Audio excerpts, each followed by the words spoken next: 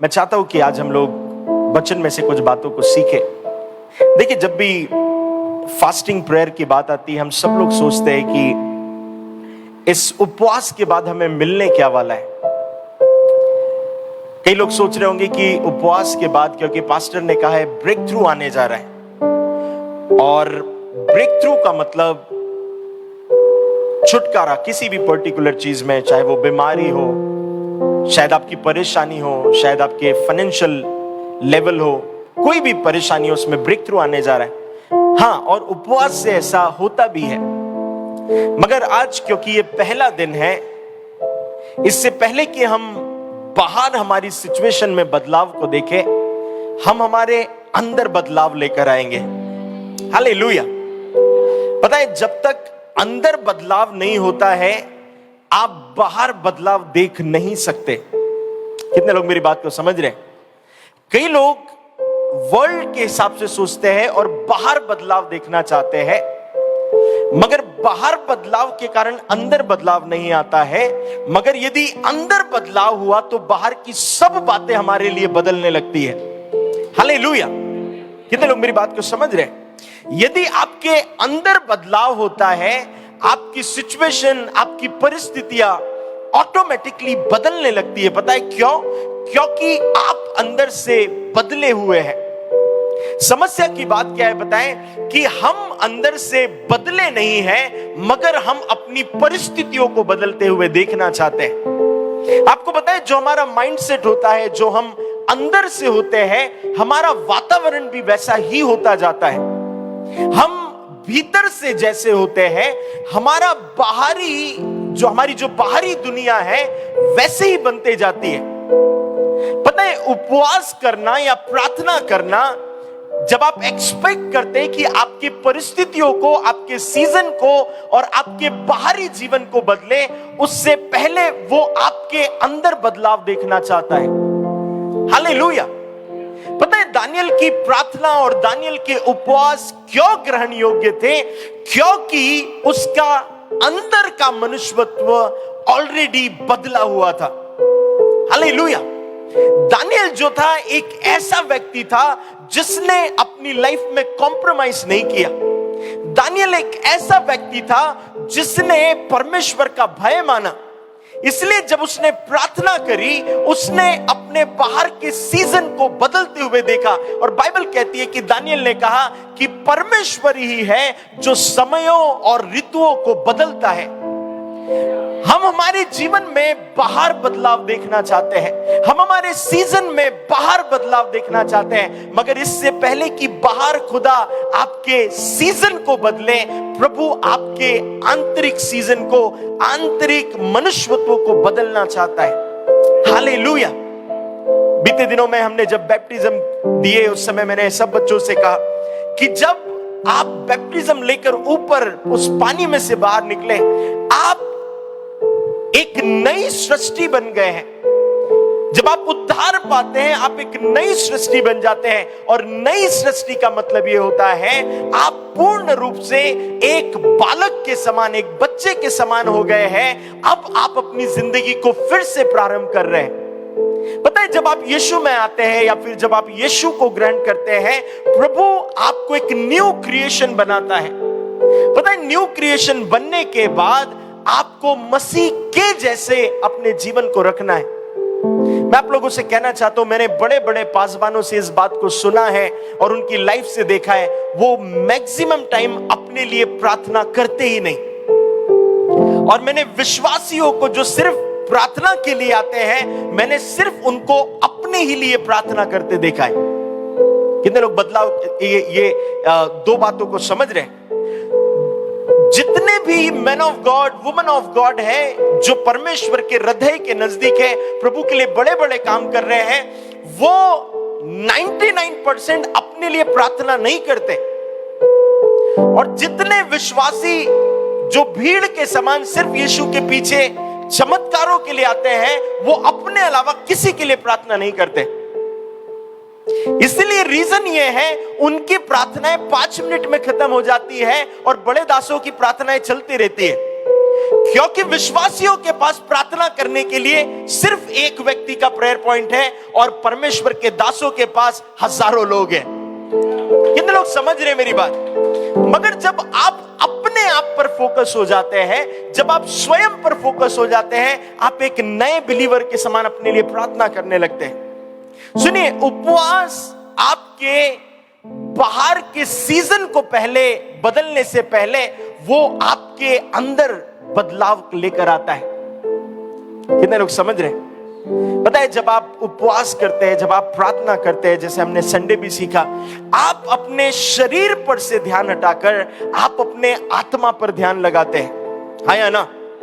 अब सब लोग बहुत ध्यान से सुनना, सब मेरे पीछे रिपीट करें, सब बोलिए, शरीर पर से ध्यान हटाते हैं, आत्मा पर ध्यान लगाते हैं। जोर से कहिए, जब हम उपवास करते हैं हम शरीर पर से ध्यान हटाते हैं, हम आत्मा के ऊपर ध्यान लगाते हैं। ओके, कितने लोगों ने यहां पर फास्टिंग करी है? ओके, मैं ऐसा नहीं पूछता क्योंकि जिन्होंने करी उनको चलिए पूछ ही लेते हैं। कितने लोगों ने फास्टिंग करी है आज ईमानदारी से? ओके, जिन्होंने नहीं करी मैं बिलीव करता हूं कल करेंगे। आप नहीं भी करेंगे कोई प्रॉब्लम नहीं। सुनिए, कितने लोग उठते से ही सुबह सोच रहे थे मैं क्या खाऊंगा? किसी ने सोचा? नहीं। किसी ने सोचा आज कौन सी मूवी देखूं? किसी ने सोचा? नहीं सोचा। किसी ने ईयरफोन लगाकर मूवी के गाने सुने? अगर सुने होंगे तो आपका स्टार्टिंग ही खराब हो गया। ठीक है, किसी ने गाने सुने? नहीं। ओके, आपने सोचा कि आज चलो शॉपिंग मॉल चलते हैं और शॉपिंग करते हैं? किसी ने सोचा? नहीं। आज दिन भर से क्या विचार आ रहे थे आपके? क्या हो रहा था? वचन पढ़ेंगे और प्रार्थना करेंगे। दूसरा, वीक फील कितने लोग कर रहे थे? हाँ, होता है, कोई प्रॉब्लम नहीं है। बहुत दिनों के बाद करने या फिर फास्टिंग करने से कहीं ना कहीं वीक फील करते हैं। अब मेरा प्रश्न यह है, कितने लोगों का ध्यान वर्ल्ड की चीजों पर आज गया और कितने लोगों का ध्यान आज प्रभु की ओर गया? पता है, जब आप फास्ट कर रहे होंगे, आप चाहकर भी पाप नहीं कर रहे होंगे। कितने लोगों ने ऑब्जर्व किया इस बात को? आप चाहकर भी पाप नहीं कर रहे होंगे। इवन पता है, यदि कोई लड़कों ने या लड़कियों ने अगर सोचा होगा चलो मॉल चलते, फिर सोचा होगा यार वहां पर बहुत बुरे बुरे सब गड़बड़ रहता है, उधर नहीं जाते हैं। कोई पब नहीं गया होगा, पता है क्यों आप ऐसे भी नहीं जाते? मगर आपने गलत चीज, वर्ल्डली चीज, वर्ल्डली डिजायर पर फोकस ही नहीं किया होगा। पता है क्यों? क्योंकि आप फास्ट कर रहे हैं। पता है, जब आप उपवास करते हैं आपका सीधा सीधा फोकस यीशु की ओर होता है। या मुझे ऐसे कहने दीजिए, आप में से जितने लोगों के कार में रेडियो होता है, एफएम होता है, आप उसे ट्यून करते हैं। क्या करते हैं? सब लोग ट्यून करते हैं। फिर पता है, जैसे आप थोड़ा सा उसे आगे बढ़ाते हैं तो कभी एकदम ऐसी आवाज आती है। आपकी कार में अच्छी वाली आती होंगी, मेरे इसमें ऐसी आती है, ऐसी कुछ आवाज आती है। मगर जब प्रॉपर उस चैनल पर आप ट्यून करते हैं तब क्या होता है?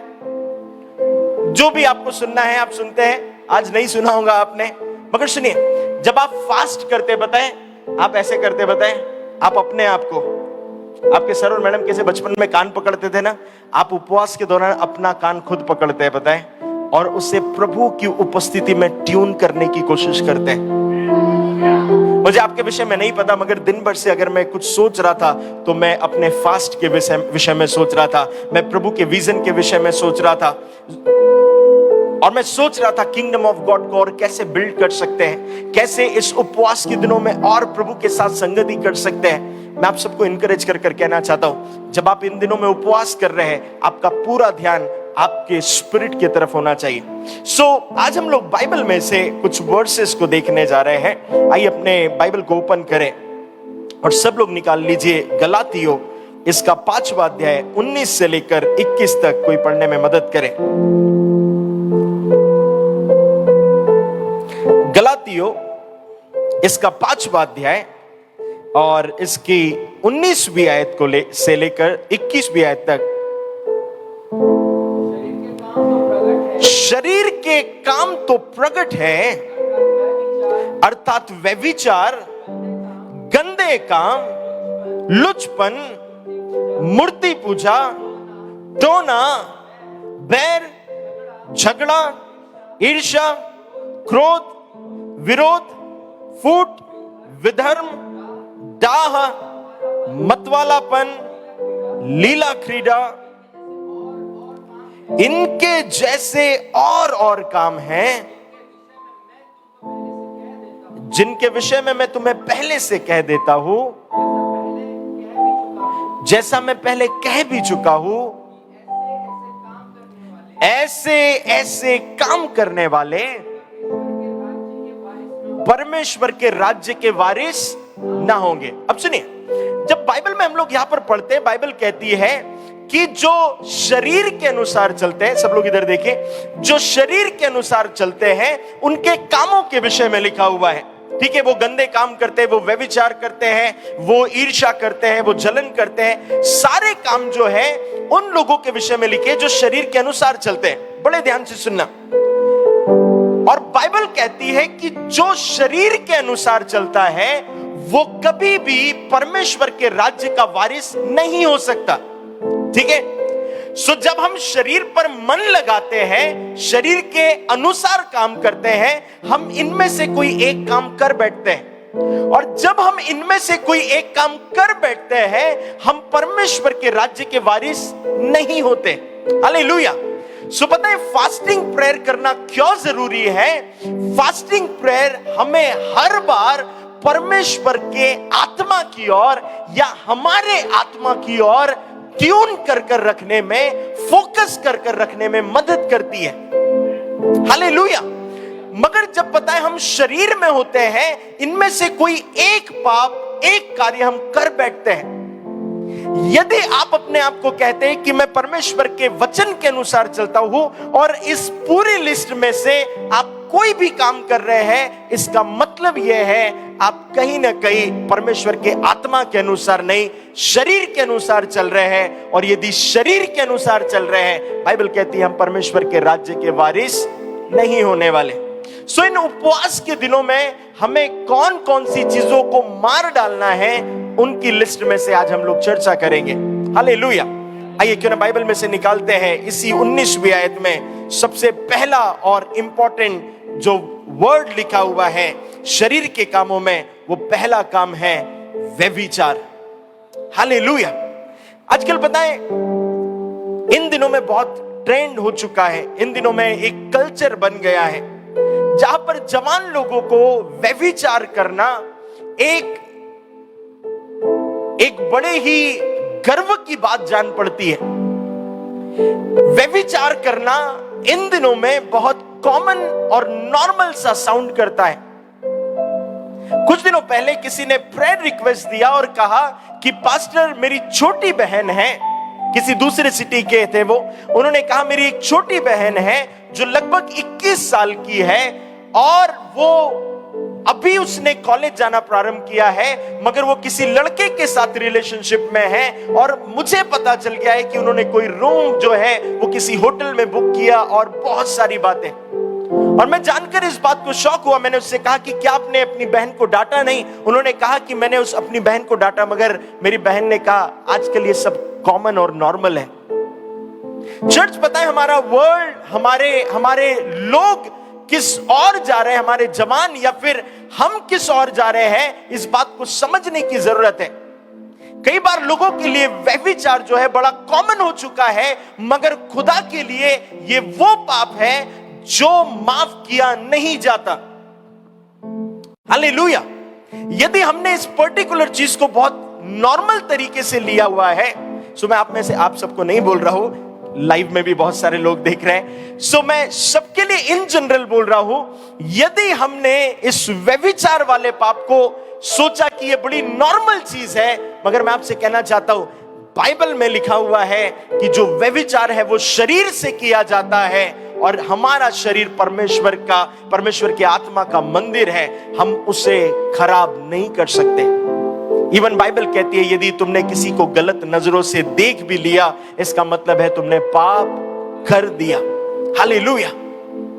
चर्च में आप लोगों को इनकरेज कर कहना चाहता हूं, आइए इन उपवास के दिनों में यदि ऐसी कोई भी डिजायर, ऐसी कोई भी बुरी दृष्टि हमारे जीवन के अंदर है, आइए क्यों ना उसे किल करते हैं, आइए क्यों ना उसे खत्म करते हैं, आइए क्यों ना उसे फिनिश कर देते हैं, आइए क्यों ना इन उपवास के दिनों में अपने शरीर पर काबू रखते हैं। कितने लोग मेरी बात को समझ रहे हैं? अगली बात लिखी हुई है गंदे काम। गंदे कामों को एक्सप्लेन करने की जरूरत नहीं, ऐसा हर एक काम जो परमेश्वर के वचन के विरुद्ध है, लुचपन, और फिर आगे लिखा हुआ है मूर्ति पूजा। कई लोगों को लगता है मूर्ति की पूजा करना मूर्ति पूजा है। हालेलुया। मगर बाइबल के अनुसार हर एक व्यक्ति, हर एक वस्तु, बाइबल के अनुसार बात कर रहा हूं, हम किसी और के विषय में बात नहीं कर रहे, मैं सिर्फ बाइबल और क्रिश्चियन लोगों के लिए इस वर्ड को कह रहा हूं। हर एक वस्तु, हर एक व्यक्ति, हर एक चीज जो परमेश्वर का स्थान लेती है, वो बिब्लिकली आइडल वर्शिप है। इवन आपको पता है यदि आपका पैसा आपके जीवन में प्रभु का स्थान ले चुका हुआ है, वो आइडल वर्शिप है। इवन यदि आपका हस्बैंड और वाइफ आपके जीवन में परमेश्वर का स्थान ले चुका है, वो आइडल वर्शिप है। इवन मुझे आपसे ऐसा कहने दीजिए, यदि आपके बच्चे आपके जीवन में प्रभु से ज्यादा स्थान रख रहे हैं, आइडल वर्शिप है। कितने लोगों को समझ में आ रहा है? आप बोलेंगे नहीं पास्टर, प्रभु ने बच्चे दिए, प्रभु बच्चों से प्यार करना जरूरी है। मैं भी कह रहा हूं बच्चों से भर भर के प्यार करो। मगर एक आपको बात पता है, परमेश्वर ने अब्राहम से क्यों कहा कि इसहाक को बलि चढ़ा? क्या रीजन था?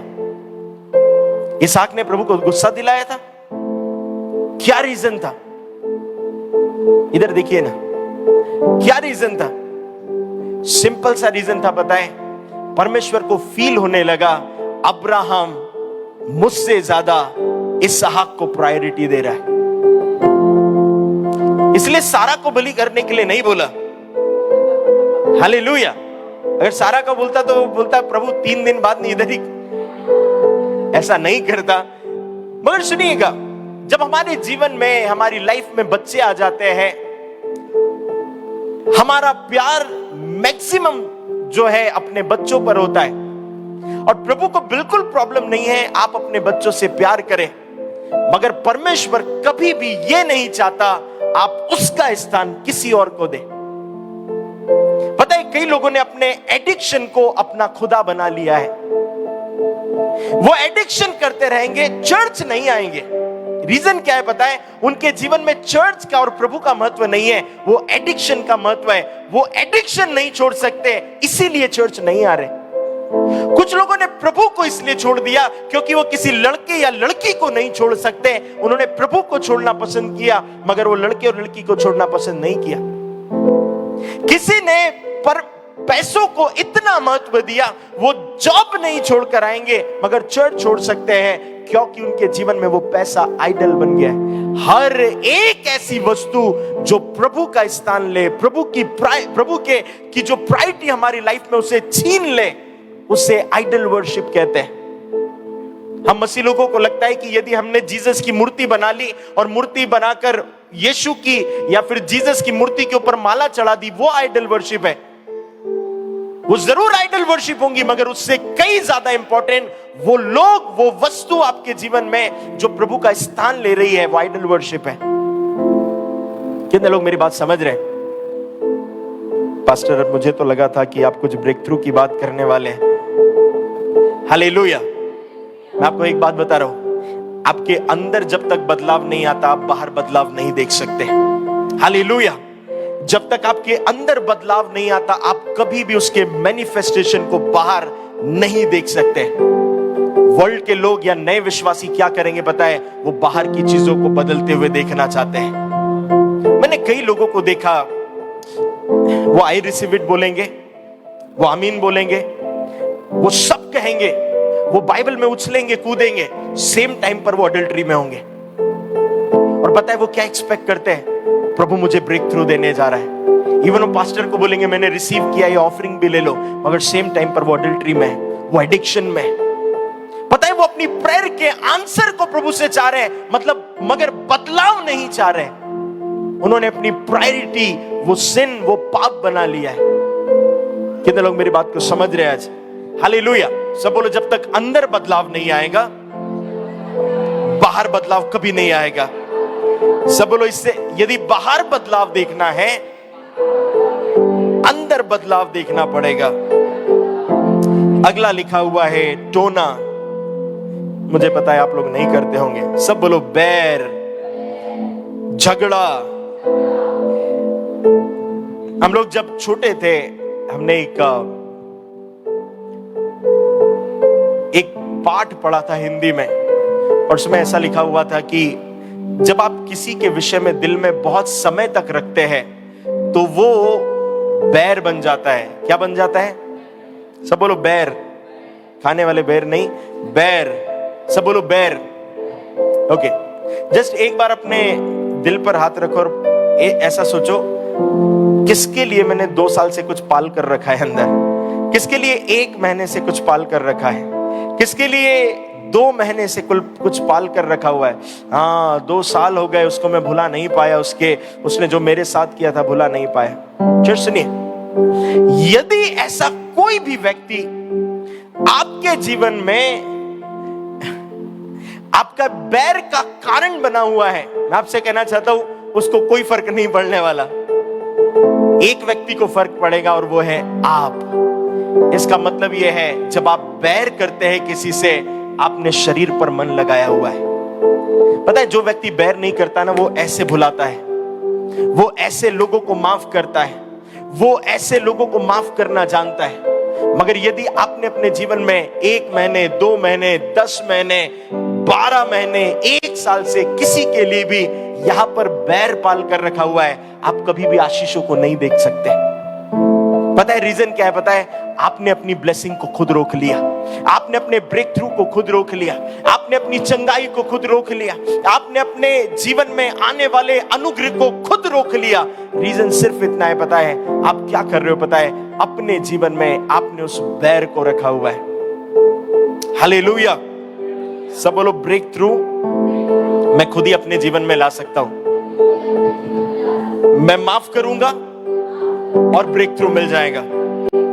आपको पता है अय्यूब के विषय में बाइबल में लिखा हुआ है, जब अय्यूब ने अपने तीनों मित्रों को माफ किया, परमेश्वर ने उसका जो कुछ था उसे डबल लौटा दिया।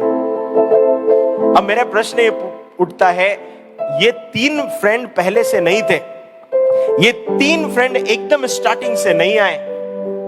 आया तो शैतान था और शैतान ने प्रॉब्लम क्रिएट करी। मगर पता है बाइबल कहती है परमेश्वर ने अब्राहम से कहा अपने तीनों मित्रों को माफ कर दे। पता है जैसे ही उसने माफ किया वैसी ब्लेसिंग रिलीज हुई।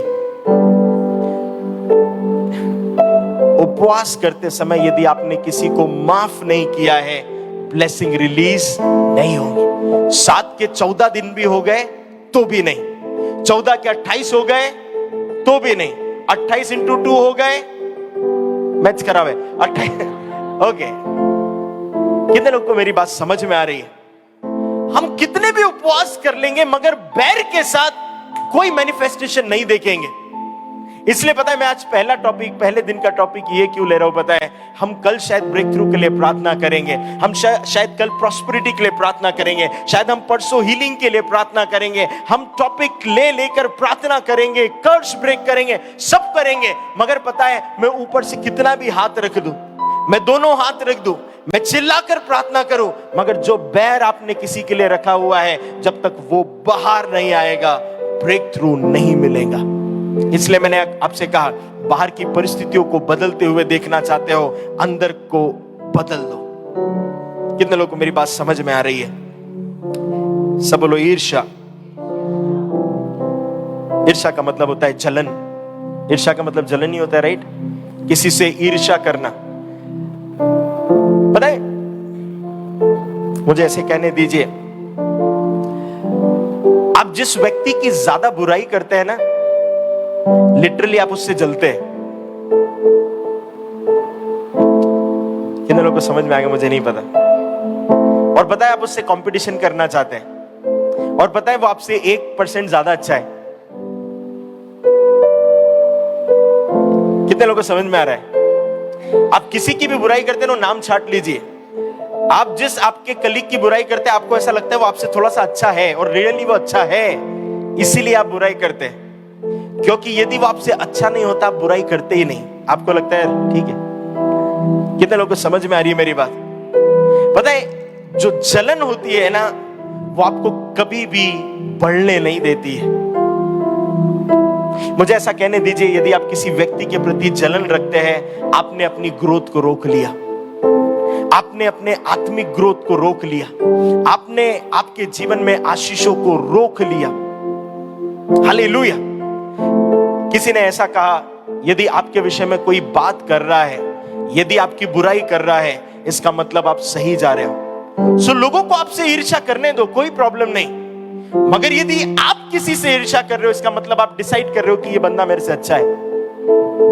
हालेलुया। आप किसी के विषय में यदि ईर्ष्या करते हो ना, आज घर जाकर मनन करना, आपको पक्का फील होता है कि वो अच्छा है, इसलिए आप 10 बार उसकी बुराई करते हो। हालेलुया। सब बोलो ईर्ष्या नहीं करेंगे, हम अच्छे लोग हैं। सब बोलिए क्रोध। सब बोलो क्रोध। चिल्ला कर बोलो क्रोध।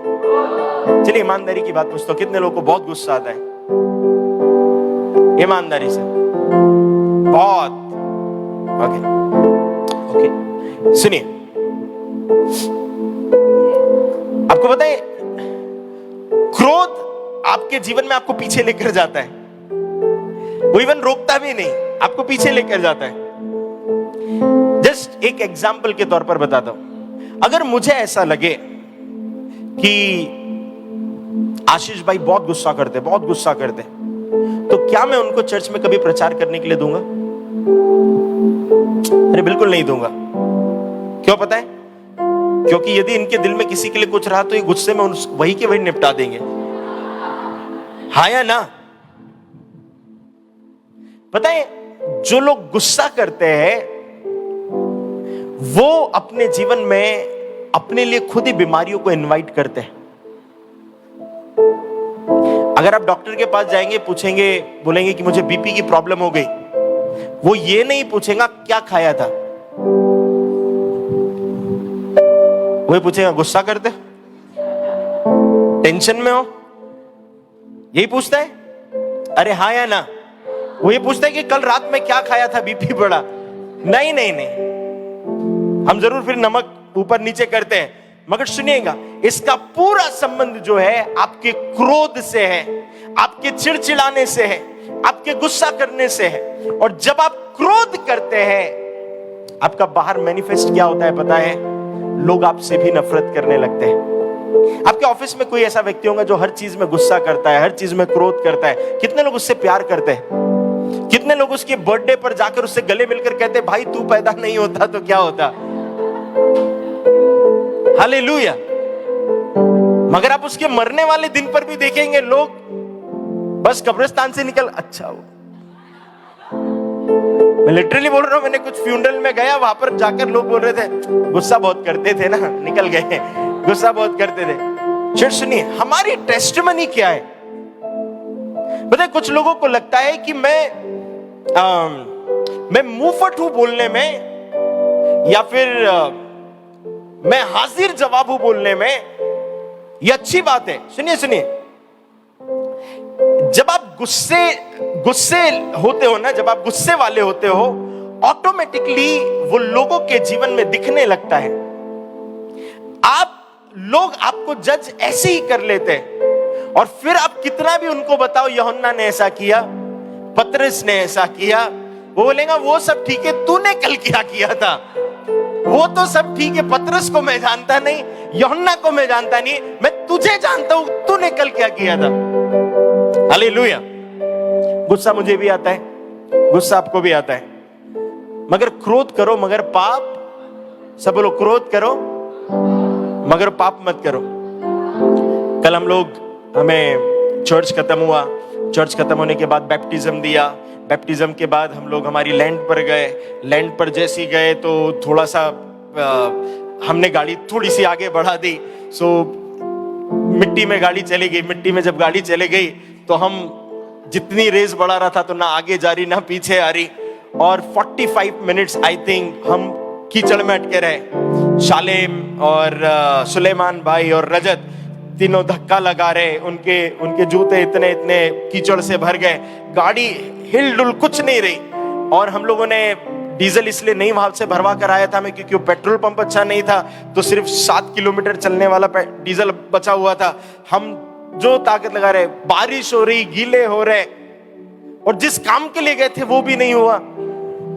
हम लिटरली परेशान हो गए। 45 मिनट्स की मशक्कत के बाद निकले। जब निकले फिर डीजल भरवाया तो हमें उज्जैन मीटिंग में 7 बजे पहुंचना था। फाइनली मैं घर पर ही 6:20 पर पहुंचा। 20 मिनट पर पहुंचने के बाद देखा तो सैमी गायब। सैमी दिख नहीं रहा। सैमी कॉलोनी में नहीं दिख रहा। मैंने सैमी को देखा कि सैमी की साइकिल हर जगह खड़ी रहती, सैमी नहीं दिखा। मैं पूरा कॉलोनी घूम कर आ गया। और मेरी वाइफ कहती है सैमी सुबह बोल रहा था कि मैं MR10 चौराहे तक एक दिन जाकर आऊंगा। और मैंने जैसी वर्ड सुना, मैं ये वाली लाइन में ढूंढा ही नहीं ज्यादा सैमी को, मैं डायरेक्ट MR10 के लिए जाने लगा। मैंने पूरे कॉलोनी में ढूंढा। वहां पर सिक्योरिटी गार्ड से पूछा कि कोई बच्चा बाहर गया, बोले सर जाने ही नहीं देते। मैं बोला फिर से और एक बार घर पर जाकर देखता हूं। घर पर जाकर देखा तो सैमी कूदते हुए सामने वाले घर से निकल रहा था। सैमी पर अलग गुस्सा। फाइनली 7 बजे उज्जैन की मीटिंग में पहुंचना था, मुझे प्रचार करना था। 7 बजने को 40 मिनट बाकी थे, और हमारे चर्च के लोग जो हमारे साथ चलने वाले थे वो हिलते डुलते हुए आराम से आ रहे। फाइनली मुझे गुस्सा आया। हालेलुया। मैंने एक दो को अच्छे से चिल्ला दिया, जोर से चिल्ला दिया। जोर से चिल्लाने के बाद ये लोग गाड़ी में बैठे और चिल्ला दिया। मैं 5 मिनट तक और गुस्सा करते रहा। शारीरिक शरीर है ना तो गुस्सा होगा ही, और गुस्सा करना सही चीजों के लिए गलत, ठीक है, और ये अंदर इनबिल्ट है। इसलिए बाइबल कहती है क्रोध तो करो मगर पाप। मैंने क्रोध किया, फिर 5 मिनट में पूछा और क्या चल रहा है सबका, और 5 मिनट के बाद नॉर्मल होकर हम बात करने लगे जितने लोग कार में थे। हालेलुया। मैं उज्जैन गया, अच्छे से प्रचार किया। जो सोचा था वैसे सिस्टम नहीं लगा, कुछ नहीं हुआ, तो भी अच्छे से प्रचार किया। हालेलुया। मैंने आते आते सबको आइसक्रीम भी खिलाई। क्रोध किया मगर पाप।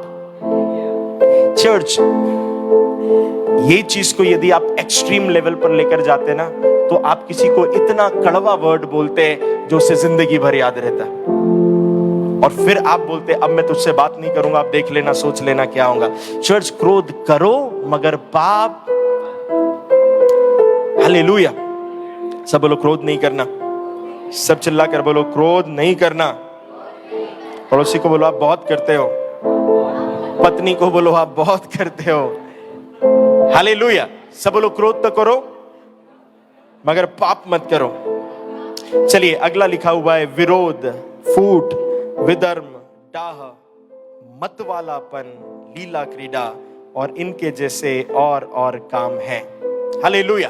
और बाइबल में आगे लिखा हुआ है ऐसे लोग जो शरीर के ये कामों को करते हैं वे परमेश्वर के राज्य के वारिस।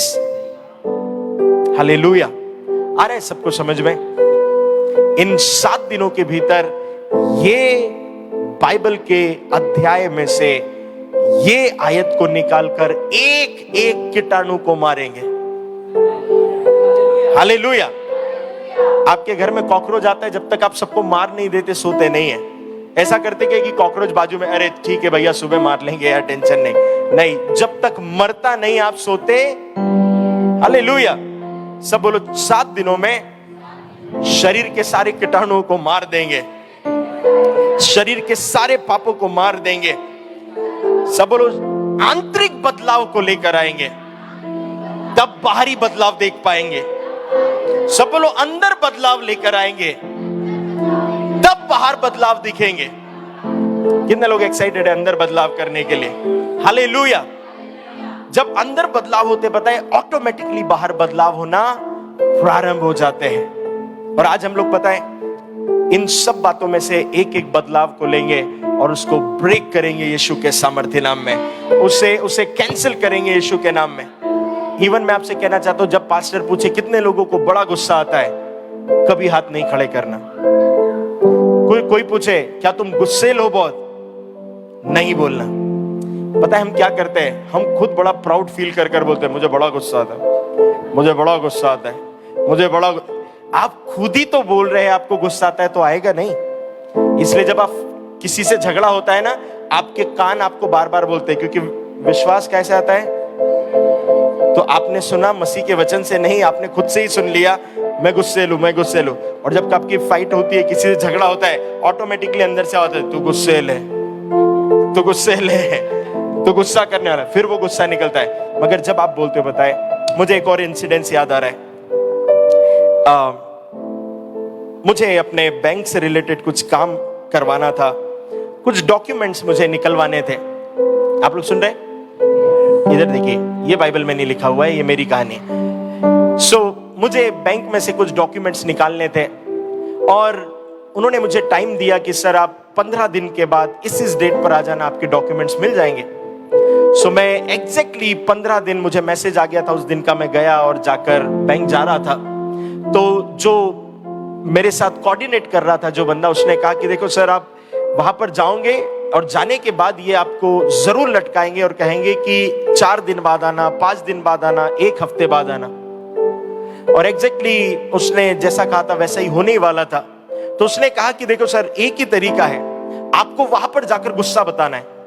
मैं बोला यार नहीं भाई, ये नहीं हो पाएगा, ऐसे नॉर्मली बोल दूंगा मैं कि दे दो मेरा डॉक्यूमेंट। सो उसने कहा कि नहीं, आपको बहुत गुस्सा बताना है। सो मैंने प्लानिंग करके गुस्सा बताने की कोशिश करी। मैंने प्लान किया, इधर से सोच के गया क्या बोलना है, क्योंकि नॉर्मली सबसे झगड़ा नहीं करते ना रोज, तो निकलता नहीं है। सो मैंने प्लान किया कि अब मेरे को जाकर वहां पर गुस्सा बताना है। गुस्सा भी प्लानिंग के साथ किया। सो फाइनली मैं गया और वहां पर जाकर एक बढ़िया टाई वाई लगाकर बंदा बैठा हुआ था उस बैंक में, और मैं गया और मैंने कहा कि आपने SMS किया था और कहा था कि 15 दिन बाद डॉक्यूमेंट आएंगे, और मैं वही डॉक्यूमेंट लेने के लिए आया हूँ। सो उसने अपना लैपटॉप देखा, उसमें पूरे देखा और कहता है सर आज नहीं हो पाएगा, 1 हफ्ते बाद होगा। और मैं प्लानिंग के साथ था, सो मुझे पता था कि ये ऐसा ही बोलेगा और मुझे गुस्सा करना है। तो मैंने उस पर गुस्सा करना चालू किया, क्योंकि मुझे डॉक्यूमेंट्स बहुत अर्जेंटली चाहिए थे और मैं जानबूझ के गुस्सा नहीं कर रहा था। मुझे पता है ये सब मैं नाटक कर रहा हूं। सो मैंने उस पर गुस्सा किया, और मैं उससे गुस्से में, मैंने ऐसा गुस्सा नहीं किया जो बिब्लिकल, मतलब क्या बोलना चाहिए, जो गंदा वाला है, ऐसे कोई अपशब्द नहीं कहे। मैंने जस्ट कहा कि आप लोगों ने ऐसा बोला था, ये वो करके मैंने थोड़ी ऊंची आवाज करी। और फाइनली ऐसा हुआ, पूरे जितने ऑफिस वाले थे 35-40 लोग सब हमको देख रहे हैं, क्योंकि मैं थोड़ा सा जोर से बोलने लगा। मैं जोर से बोलने लगा तो वो जोर से बोलने लगा, फिर मैं जोर से बोलने लगा। फाइनली हमारी हॉट टॉक हो गई। हॉट टॉक होने के बाद मैं वहां पर बैठ गया वो भी अपनी चेयर पर बैठ गया,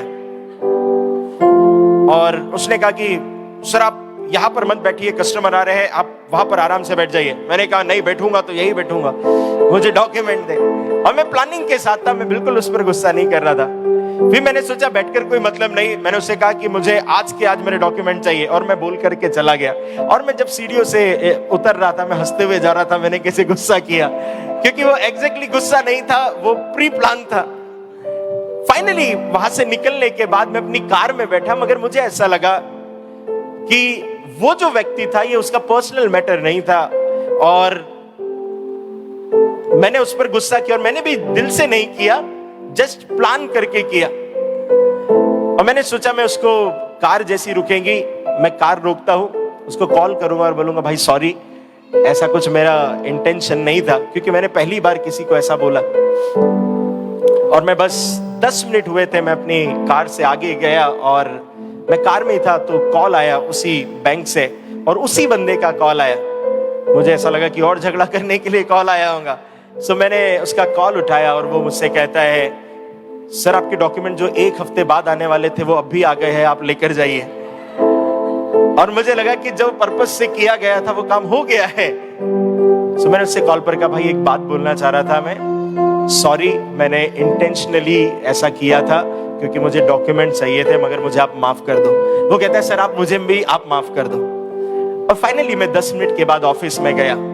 सब लोगों को लगा कि ये फिर से झगड़ने के लिए आया है, और हम गए और वो बंदा वहां पर खड़ा था जिससे मैं 10 मिनट पहले झगड़ कर गया था। मैंने हाथ मिलाया, गले मिला, भाई सब ठीक है ठीक है, और सब हमको ऐसे देख। हालेलुया। उसने कहा, सर और कुछ काम होगा तो बताना। कितने लोग मेरी बात को समझ रहे हैं? क्रोध तो करो मगर पाप मत करो। हालेलुया। मुझे ऐसा लगता है अगर मेरे पास और कुछ उसके लिए काम होता, वो प्रायोरिटी पर करता।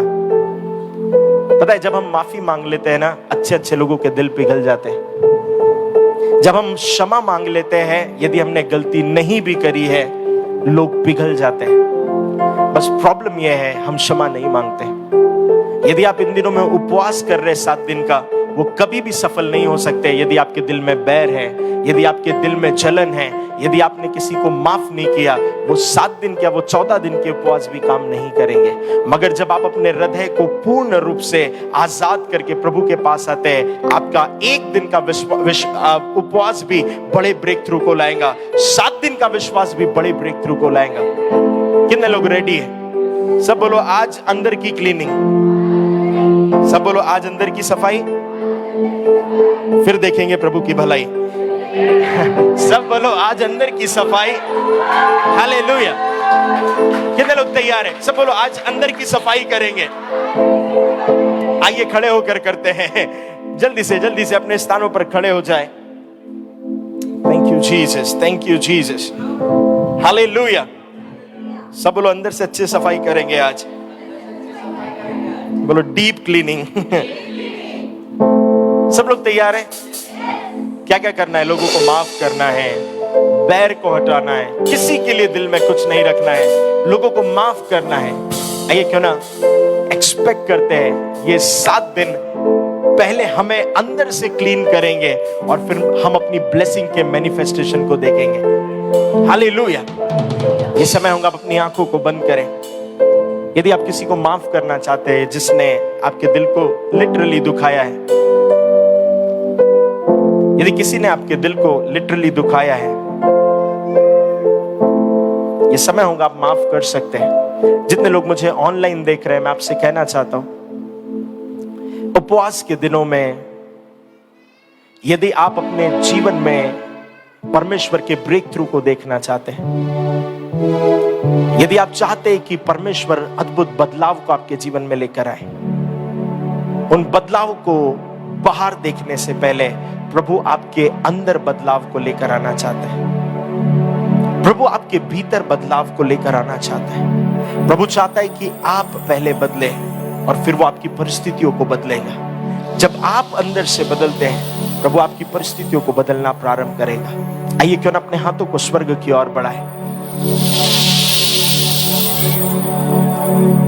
आइए थोड़ी देर के लिए प्रार्थना करें। माफ करें, माफ करें, माफ करें लोगों को। रोको टोरोबो से खित। Thank you Jesus. माफ करें, माफ करें लोगों को। शायद उन्होंने आपको हर्ट कर दिया, उनकी बातें आपको चुभ रही है, आप उस पेन को फील करते हैं। शायद आप उनके बड़े नजदीक थे पर आप एक्सपेक्ट नहीं करते थे कि वो व्यक्ति मेरे साथ ऐसा कैसे कर सकता है। You just need to forgive her or him.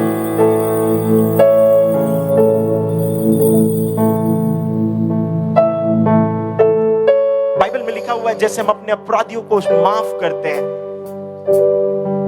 वैसे तू हमारे अपराधों को माफ कर।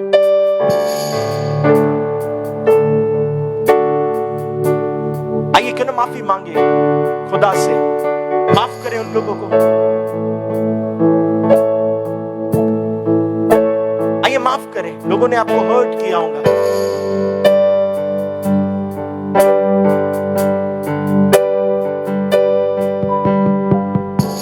आपके जीवन की कई ब्लेसिंग्स रुक गई है क्योंकि आपने माफ नहीं किया। आप कई बार उन लोगों के लिए सिर्फ सोचते रहते हैं,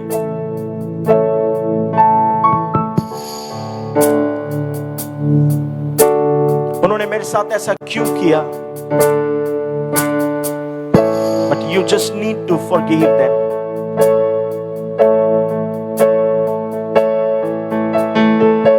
हम उनको माफ नहीं कर कर उनकी जिंदगी में कुछ नहीं कर रहे, हम अपनी जिंदगी को स्पॉइल कर रहे हैं।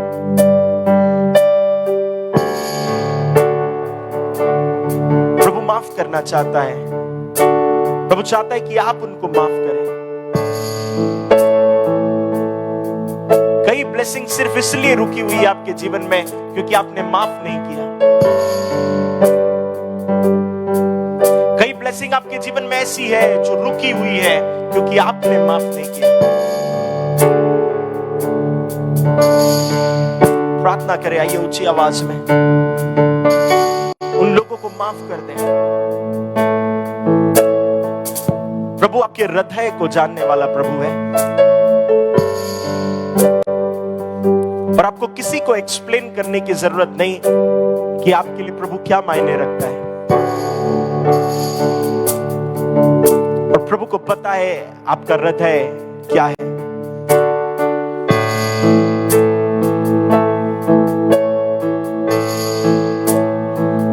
वो आपके हृदय को जानता है।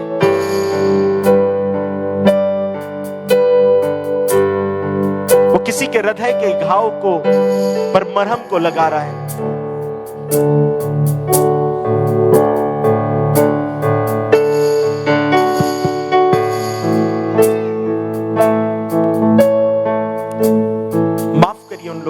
आपके अगेंस्ट खड़े हुए, माफ करिए उन लोगों को जो आपके विरोध में खड़े हुए, माफ करें उन लोगों को जिन्होंने आपके अगेंस्ट में कहा। यदि आप किसी एडिक्शन में हैं, यदि आप अडल्ट्री में हैं, यदि आप किसी एडिक्शन में हैं, अडल्ट्री में हैं, पाप में हैं, आप किसी से ईर्ष्या करते हैं, आइए क्यों ना उस गंदगी को बाहर निकालें, क्योंकि जब तक हम इन 7 दिनों में अंदर से क्लीन नहीं होंगे, हम बाहर प्रभु के ग्रेस को नहीं देख पाएंगे। जब तक हमारे अंदर बदलाव नहीं होगा, खुदा बाहर बदलाव नहीं कर पाएगा। मगर जब अंदर बदलाव होता है, बाहर बदलाव आना प्रारंभ हो जाते हैं। जैसे ही उड़ाव पुत्र के जीवन में बदलाव आया, उसके कपड़े, उसके वस्त्र, उसके रहने का तरीका, उसके रहने का स्थान बदल गया, क्योंकि बदलाव आया था।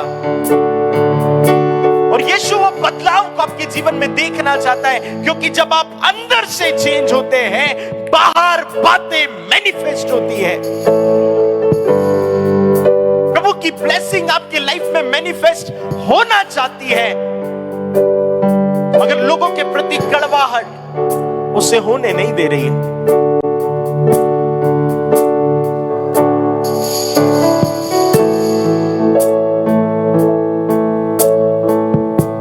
उन व्यक्तियों को याद करें, उन्हें माफ करें। उन लोगों को याद करें, उन्हें माफ करें। ऐसा कोई भी व्यक्ति, ऐसा कोई भी मनुष्य जिसके लिए आपके हृदय में कोई भी पाप है,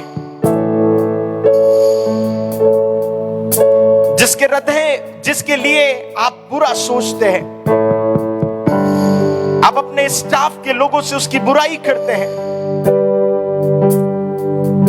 आप किसी पर्टिकुलर व्यक्ति को नीचा आंकते हैं, आप किसी व्यक्ति को देखकर सोचते हैं इसमें यह कमी है, उसमें वो कमी है, मुझे आपसे कहने दीजिए, आप ऐसा इसलिए कर रहे हैं क्योंकि वो आपसे बेहतर आपको जान पड़ रहा है। आइए क्यों ना उस गंदगी को निकाल कर क्लीन करते हैं।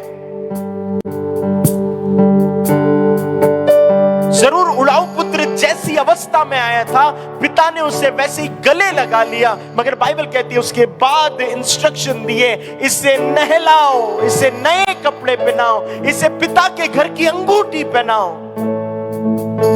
आप पिता के घर में रहकर गंदे नहीं रह सकते।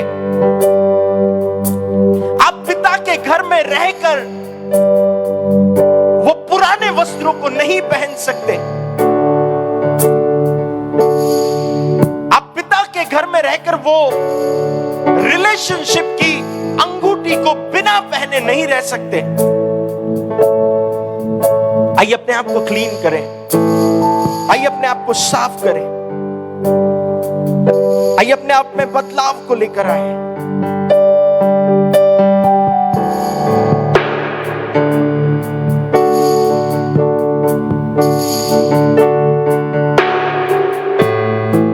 प्रभु मुझे धो, मुझे साफ कर, प्रभु मुझे क्लीन कर।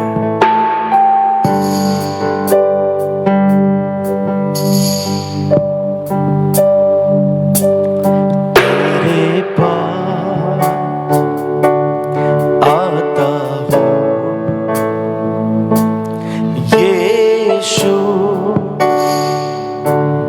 तेरे पास, सब कहें तेरे पास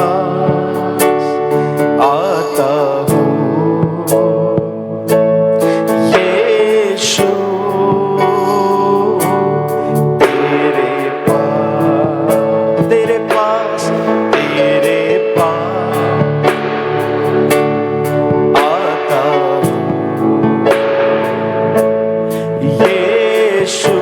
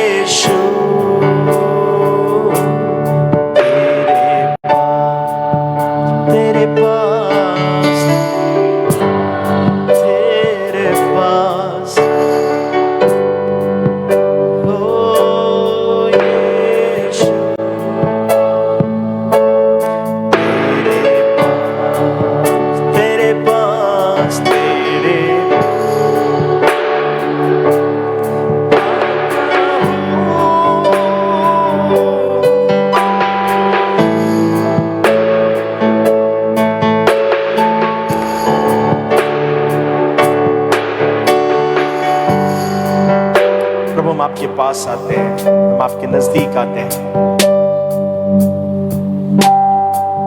मैं प्रभु आपका दास होने के नाते पिता, पुत्र और पवित्र आत्मा के नाम से प्रभु हर एक व्यक्ति को ब्लेस करता हूँ।